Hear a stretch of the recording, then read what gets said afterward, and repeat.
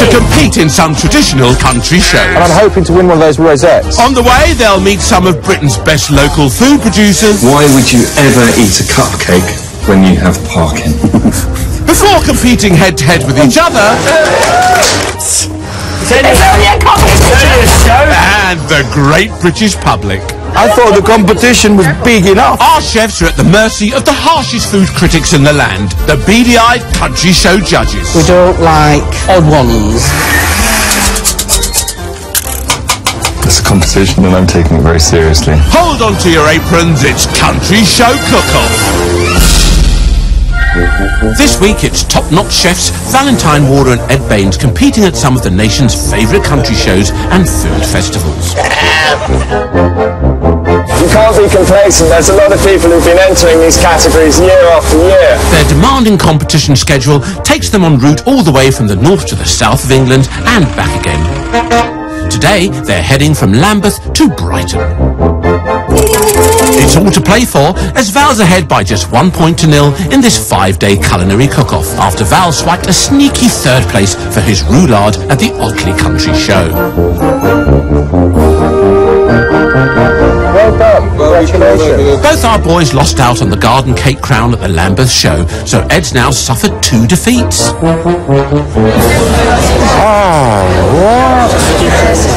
Today's cook-off rolls into the popular South Coast seaside resort of Brighton. This vibrant city attracts 8 million tourists a year to see its stunning sights, from the Grade 2 listed pier to its beautiful beaches. Well, it's very nice to be beside the sea. Are you happy to be beside the seaside, Val? I do like to be beside the seaside. But they're not here to be beside the seaside. Their cook-off is at the Fiery Foods UK Chili Festival. Just 8 years old, combining food, music, competition, and of course, chilies, from gentle pimentos to mind-blowing nagas. The festival lures in crowds of over 7,000 chili hobbits.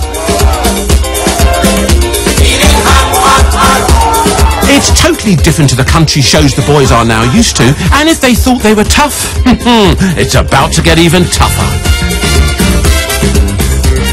The festival plays host to the National Chili Awards. Our chefs are entering the amateur hot sauce category, which could be the hottest contest of their careers, up against the fieriest of competitors. I'm expecting some serious competition today.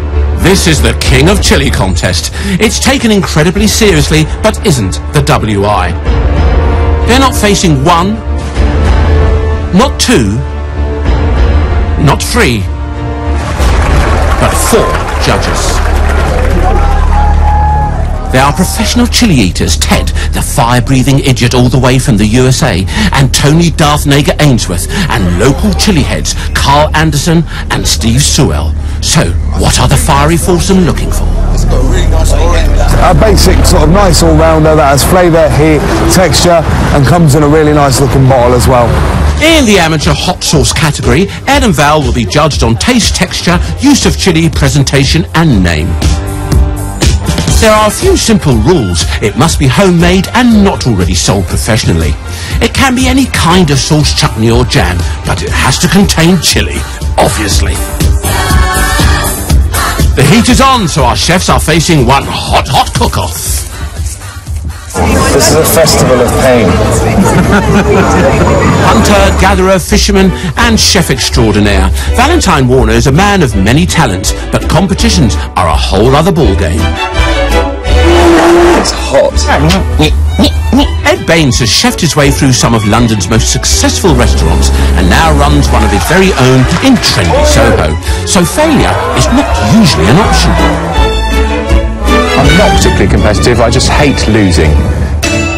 Our lads need to create a chili sauce that will set the judges' world on fire.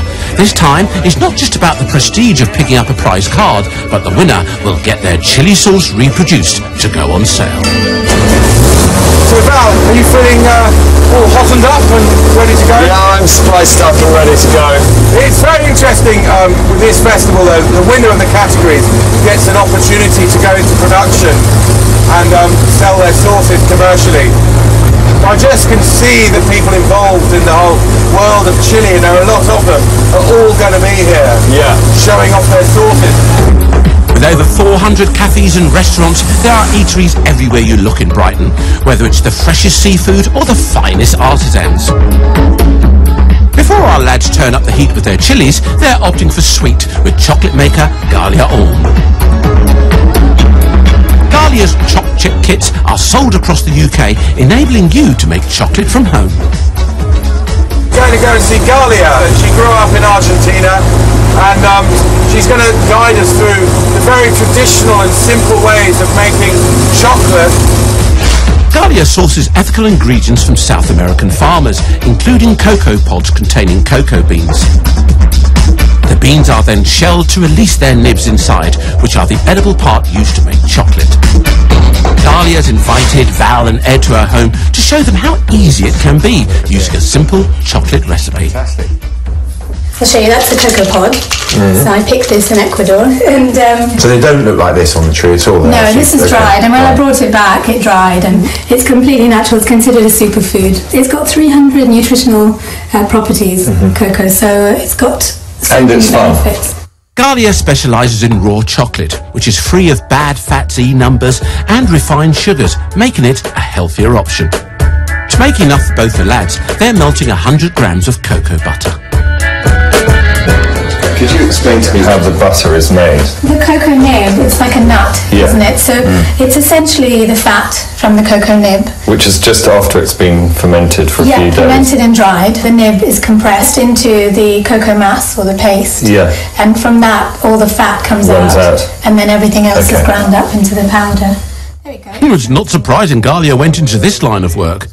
My mum used to make chocolate as well, and you know, my grandfather was always making hot cocoa for us to drink. So your house smelt of chocolate? Always, yeah. And then, you know, there was always chocolate everywhere. Heaven. Then it's 6 tablespoons of cocoa powder, which comes from what's left of the nib once the fat's been removed. Look at that, look at the sheen in that, isn't it? This is a natural sweetener made from fruit. You can use agave, honey, or maple syrup. Start with 4 or 5 tablespoons, and then we'll taste it and see if it needs more. Base done, on to the fun bit, adding the flavours. Val's going for an unusual savoury pt1, whilst Ed's sticking with sweet. What I want to do is use some fruit. So fruit and nut, but I also want to put some cereal in it. And then you can pour it into a plastic tub and you'll have your own chocolate bar. And I'd like to make a bar of chocolate rather than a little pt1. Bit of strawberry, something good, isn't it? So your all-day breakfast. Yeah. This is really inspiring me. Pop these in the freezer. Yum. Can't resist a spoon lick, pop it in the freezer for half an hour. So do you want to try a little raw cocoa bean, black pepper and sea salt chocolate? Salt and pepper? It's chocolate, not crisps, Val. Can you taste the pepper? Not really. Oh, it's gorgeous. I thought it was little surprises. Little treats now. Oh, it's delicious. Galia could have some competition on her hands. Speaking of which, it's time to turn up the heat, as Ed and Val must get into competition mode and channel chilies. And it has become very fashionable chili, hasn't it? I mean, you find it now, there's chili in everything. Chili in chocolate, chili and cheese. Let's make some beer with chili in it. No, don't. They're having a right old moan, aren't they? But now it's all about the amateur hot sauce category, where the judges will be marking for taste, texture, use of chili, presentation and name.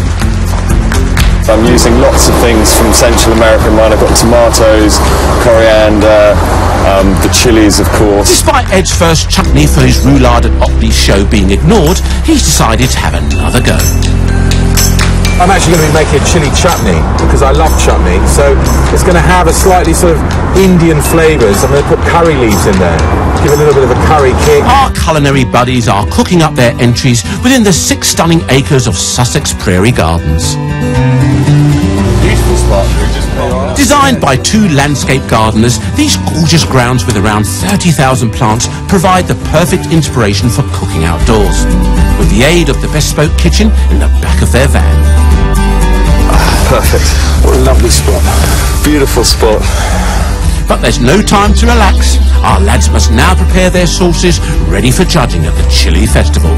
So Ed's up first with his Silk Road chili chutney. Starting off with this wonderful ingredient is an onion. Most sauces seem to start off with an onion, and this one does indeed start with an onion. But of course the battle here with making a chili sauce is to give it that little back hit of heat without it blowing you away. I'm not trying to make some sort of vindaloo type sauce. I know some people seem to like those things, but for me it's just too intense. That'll do. Into that oil. The feel of this chutney has Indian origins with a sort of Silk Road collection of ingredients and maybe a little taste of South America. And it is a chutney, really. You can have it with sort of cheese. You could use it as a sauce. You could have it with cured meats. You could have it on bread. You could have it on toast with cooked meat, maybe with lamb. All right, Ed, you're clearly a big fan of chutney. You could have it with game pie. You could have it with ham, egg and chips. Fish and chips. You couldn't have it with fish and chips. That would be a huge no-no. Why not? Moving on. I've really got to make a winner. Really, the most important part of this process is to try and beat Val. That it's better than Val's one. That's what matters. Right, so these are starting to soften down. Garlic, you want to be careful not to use too much, but at the same time not too little that you won't be able to taste it. It's absolutely such a gift to be able to stand here in this beautiful garden on a sunny day, cooking. I'm going to add the garlic into the onions. Picking up some tips there, Val. Okay, moving on. Got some ginger. It's sort of known as a hand of ginger. When you break a piece off, it becomes a thumb of ginger. The best way of peeling ginger is with a teaspoon, and you just scratch off all the skin, little thin slices. I'm spending quite a while chopping these down because, again, I want really nice little pieces. So when the judge dips his spoon in, what he's going to taste is the fusion of flavours that we've created here rather than one dominant flavour. So that's that in there. So I've got this fellow. It's a little smoked jalapeno. It was dried. It's been rehydrated in a pot of water. It's got a bit of a kick to it as well. And that goes in along with chopped green chilies. Then for sweetness, Ed flings in corn and chopped tomatoes. In this saucepan, I'm going to make a mixture of vinegar, a couple of chunks of sugar, and just gently melt that down. Which takes about 5 minutes. I'm also going to add just that touch of tomato juice, so I want this to be quite light. Give them a good old squeeze. If you put a pinch of salt into any sort of thing tomato based, it really brings out the sweetness in what you've got. You see this wonderful combination of the vinegar, the tomato juice and our rock sugar is melted down. I'm going to add that now and pour that over there. Now for the aromatics. I've got some mustard seeds and some little cumin seeds here. The reason for doing that is it releases the aromas, and I've also then going to finish it with this wonderful mixture of spices called Ras El Hanout, which is traditionally Moroccan, and it's just a wonderful combination of different spices. You've got little fennel seeds in there, got some rose petals, all sorts going on. And we just ooh, you can smell them from here. Once the spices are toasted, they're ground up, then Ed throws in a touch of smoked paprika and some lightly fried curry leaves to really spice it up. Fantastic. Just let this bubble away. Half of this is going to have body, and half of it is going to be smooth.